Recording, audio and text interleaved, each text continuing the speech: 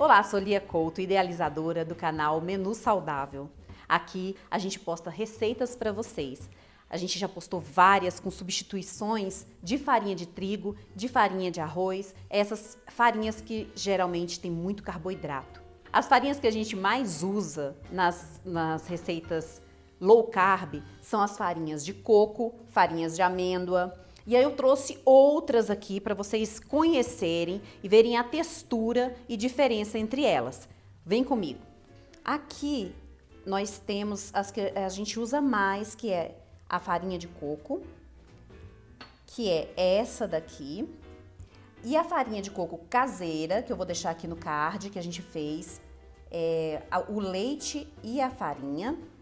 E aí você encontra também um pouco mais escuro, mas a textura dela é muito boa também para preparações. Eu trouxe para vocês conhecerem os tipos da farinha de coco. A amêndoa crua, que eu trouxe para você conhecer se você não conhece ainda, essa é a farinha de amêndoa. O que acontece? Muitos locais do Brasil, principalmente interior, não se encontra a farinha de amêndoas. Então você pode fazer com a amêndoa crua. Basta processar, ou se você não tem um processador, pode bater aos poucos no liquidificador e coloca ela no mesmo jeito que a gente fez a farinha de coco. Você pode ir esquentando ela na panela até ficar com a textura de farinha, cuidado para não queimar. Desse lado aqui eu tenho a semente de linhaça. Essa daqui é a semente de linhaça marrom e essa que é a mais usada em receitas, principalmente a low carb, mas muitas receitas saudáveis, fits, tem essa linhaça dourada. Qual a desvantagem? A linhaça em semente, ela não é absorvida pelo organismo. Então, para você obter todas as vantagens que ela tem que ser em formato de farinha. Ela é um pouco amarga, então você tem que tomar muito cuidado para não usar em grande quantidade e saber dosar entre outras farinhas, como a de coco ou a de amêndoas. Trouxe outra aqui para você conhecer, que é a quinoa. Essa daqui é a quinoa em grãos, ó. E aqui a farinha de quinoa. A quinoa também é um pouco amarga, mas ela é muito boa para a saúde. Essa farinha é farinha de semente de uva. Eu fiz uma receita para você de panini com farinha de uva. Nós usamos farinha de uva, farinha de amêndoas e eu gosto de usar iogurte natural, algum líquido mais pastoso para deixar a farinha de uva menos forte. Depois que vocês assistirem esse vídeo, dá uma passadinha lá no canal do Dr. Noel Varenga, que ele falou sobre a semente de uva. Outras duas farinhas que eu conheci essa semana e que eu ainda vou testar nas receitas. Se você não é inscrito no canal, vai lá, se inscreva, dá seu joinha.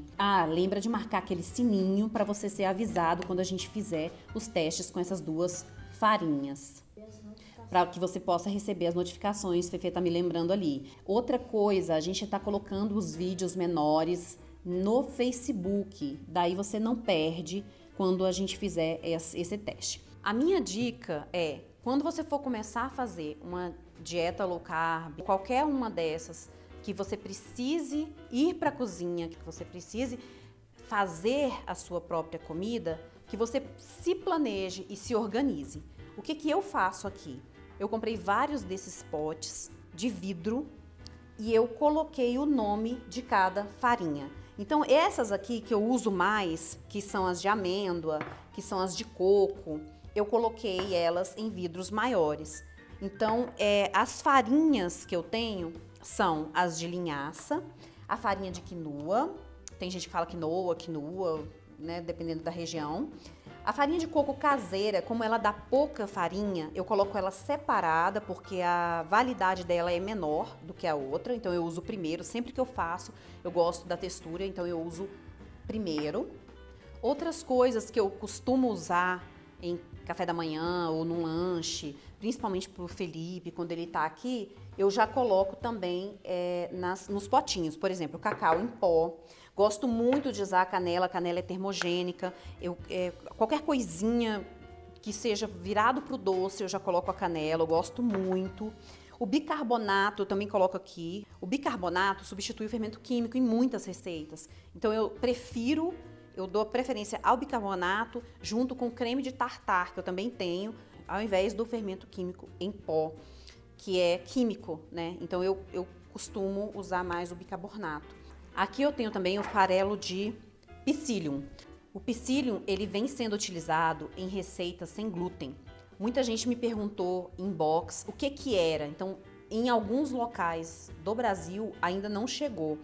Tem ele vendido em cápsulas, porque ele é rico em fibra. Uma colherzinha de chá dele tem 4 gramas de fibra.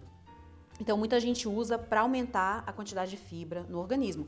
Mas nas receitas, que é o meu foco, ele substitui o glúten, a função do glúten nas receitas. Então ele deixa, por exemplo, um pão ou o nosso pão mais macio, mais fofinho. Aqui eu coloquei principalmente a quantidade de carboidrato por porção de 100 gramas.